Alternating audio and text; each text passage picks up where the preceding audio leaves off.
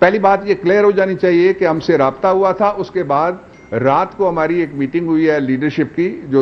اور اسپیکر صاحب نے اپوزیشن سے رابطہ کیا ہے اور کمیٹی پہلے سے موجود ہے لیجسلیشن کو دیکھنے کے لیے، جس میں ہم دوبارہ بیٹھنے کے لیے گورنمنٹ نے کل کا جو سیشن ہے جوائنٹ سیشن آج جو منعقد کرنا تھا، کل جو التوا کا اعلان اس کا ہم نے کیا. تو اس لیے جو لوگ یہ کہتے تھے کہ آپ گفتگو کیوں نہیں کرتے، وہ اب کہہ رہے ہیں کہ جی آپ نے سیشن کیوں ملتوی کر دیا ہے. تو یہ سیشن کوئی 3 سال کے لیے ملتوی نہیں ہوا، 2 سال کے لیے ملتوی نہیں ہوا، یہ دنوں کے لیے ملتوی ہوا ہے. اور ان قوانین کو دوبارہ دیکھ کے جہاں جہاں ہمارا اتفاق رائے ہو سکتا ہے وہ اتفاق رائے کرنے کے لیے گورنمنٹ کے دروازے کھلے ہیں، اور جہاں نہیں ہوگا اس کو ہم ووٹ کے لیے لے کے جائیں گے. اب دوسری بات جو میں کہہ رہا تھا وہ بہت امپورٹنٹ بات، یہ قوانین کیا ہیں. ایک میں نے آپ کو بتایا آئی ووٹنگ کا قانون ہے، دوسرا الیکٹرانک مشین کے ذریعے سے تاکہ گنتی کے موقع پہ جو دھاندلی ہوتی ہے وہ نہ ہو سکے، وہ قانون ہے. تیسرا قانون یہ ہے کہ انٹرنیشنل کورٹ آف جسٹس میں ریویو اور ریکنسیڈریشن بل ہے، اگر یہ پاس نہ ہوا تو یو این کے سامنے بھی، اور جو یہاں پہ بھارت کا ایک سرونگ نیول کمانڈر کلبھوشن یادیو پکڑا ہوا ہے، اس کے کیس کے حوالے سے بھی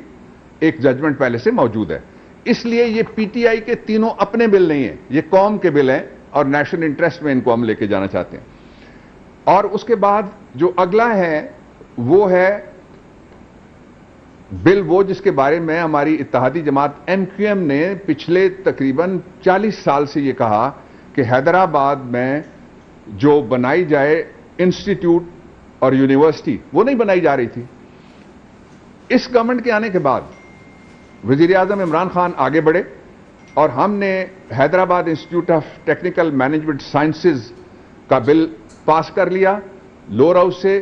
اپر ہاؤس میں سے پاس نہیں کیا گیا، کمیٹی کھیلتی رہی وہاں کی اپوزیشن، اس کے نتیجے میں اس کو ہم لے کے جا رہے ہیں. اور یہ بل ہمارے اتحادیوں کی ایک ایجنڈا تھا اور ان کا ایک مطالبہ تھا جو بالکل جائز تھا، کانسٹیٹیوشنل تھا. اس لیے ہم اس کا کریڈٹ عمران خان صاحب کے بعد ان کو بھی دیتے ہیں کہ ان کی انیشیٹو کے اوپر یہ بل پاس ہوا، اور اب اس کو ہم لے کے جا رہے ہیں جوائنٹ سیشن میں، اگلا جب بھی ہم کریں گے انشاءاللہ. ایک جو بل ہے وہ انتہائی امپورٹنٹ ہے، وہ ہے the entire rape investigation and trial, اس کا بل ہے. تو کیا یہ حکومت اور یہ پارلیمنٹ بیٹھ کے تماشا دیکھے خواتین کی اور بچوں کی مظلومیت کا، یا اپنا حق ادا کرے اور آگے بڑھ کے قانون سازی کے عمل کو پورا کرے؟ یہ فیصلہ